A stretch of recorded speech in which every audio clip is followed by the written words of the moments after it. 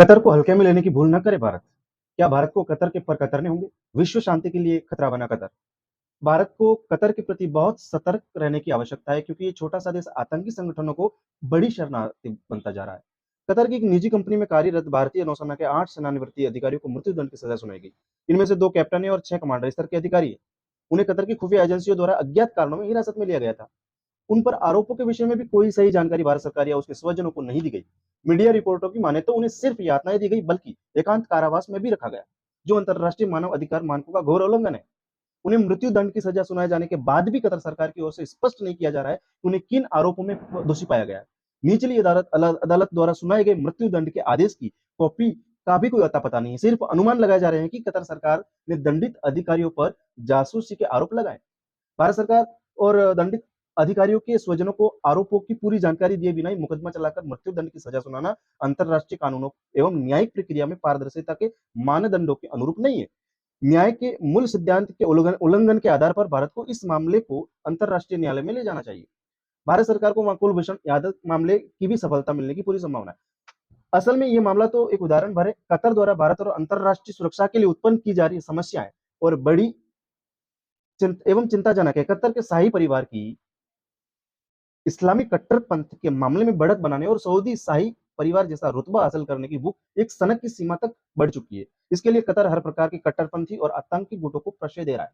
इस कारण वह पाकिस्तान की तरह ही एक दुष्ट प्रकृति वाला देश बनता जा रहा है। अपने पाले पोसे आतंकी तत्वों का इस्तेमाल कतर दूसरे देशों पर अपना प्रभाव डालने के लिए करता है। हाल ही में इसराइल में निरीह महिला और बच्चों तक की निर्मम हत्या करने वाले आतंकी संगठन हमास के अधिकांश बड़े नेता कतर में ही रहते हैं।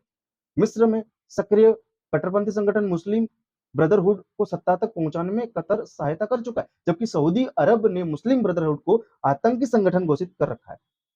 अगर मिस्र की फौज और जनता के एक बड़े वर्ग ने मुस्लिम ब्रदरहुड को सत्ता में अपदस्थ न किया होता, तो आज मिस्र जैसे बड़े मुस्लिम देश की दुर्गति भी अफगानिस्तान जैसी हो गई होती।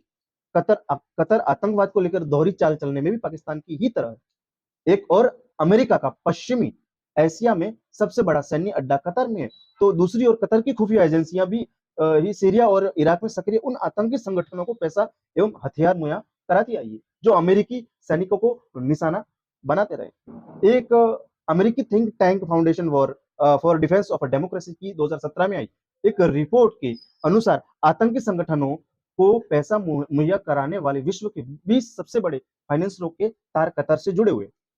इनमें अलकायदा को करोड़ों डॉलर मुहैया कराने वाला कतर का नागरिक अब्दुल रहमान अल नुआमी प्रमुख है, जिसे कतर के सुल्तान अपना अजीज दोस्त बताते हैं। संयुक्त राष्ट्र द्वारा आतंकी मामलों में सूचीबद्ध किए जाने के बावजूद कतर सरकार अल नुआमी को कतर इस्लामिक बैंक में उच्च पद पर नियुक्त कर चुकी है।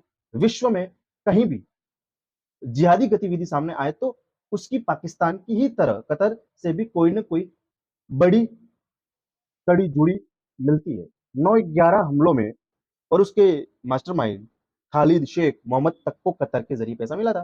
कतर के राष्ट्रीय सुरक्षा सलाहकार स्पष्ट कह चुके हैं कि कतर और तालिबान की विचारधारा मिलती जुलती है।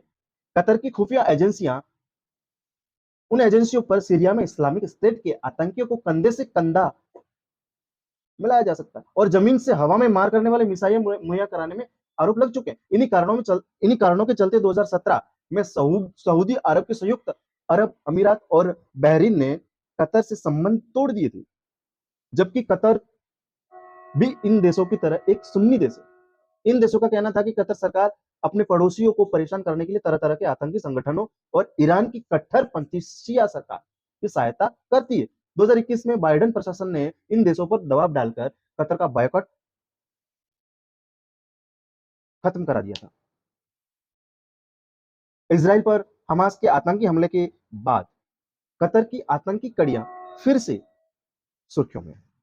इसे विडंबना कहे या आतंकवाद को लेकर अमेरिका का दोहरा रवैया कि जिस कतर में अमेरिका का सबसे बड़ा पश्चिम एशियाई सैन्य अड्डा है और जिसे नाटो के विशेष सहयोगी देश का दर्जा मिला हुआ है, उसी की राजधानी में बैठकर हमास के आतंकियों ने अयोध्या के नरसंहार की योजना बनाई। याद दिला दे कि हिंदू देवियों के अश्लील चित्र बनाने वाले एमएफ हुसैन को न सिर्फ कतर में शरण दी गई थी, बल्कि एक बंगला भी उपहार में दिया गया था। हुसैन पर इतनी मेहरबानी करने वाले कतर ने ही नुपुर शर्मा मामले को लेकर भारत में सांप्रदायिक उन्माद फैलाने की भी अहम भूमिका निभाई थी। अब तो भारत में सक्रिय आतंकियों के तार भी कतर से जुड़ने लगे। जनवरी में दिल्ली में एक व्यक्ति को सिर कलम करने की हत्या करने वाले इस्लामिक और खालिस्तानी आतंकियों के एक गुट को पैसा कतर के जरिए ही मिला था। ऐसे में भारत को कतर के प्रति बहुत सावधान सतर्क रहने की आवश्यकता है, क्योंकि छोटा सा देश आतंकी संगठनों की बड़ी शरणस्थली बनते जा रहा है।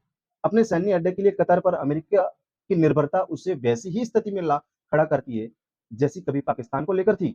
ऐसे में जरूरी है कि भारत पश्चिम एशिया में कतर की आतंकवाद के समर्थन की नीति से पीड़ित विभिन्न देशों के साथ कूटनीतिक और खुफिया सहयोग बढ़ाते हुए इस चुनौती से निपटने की कारगर योजना बनाए।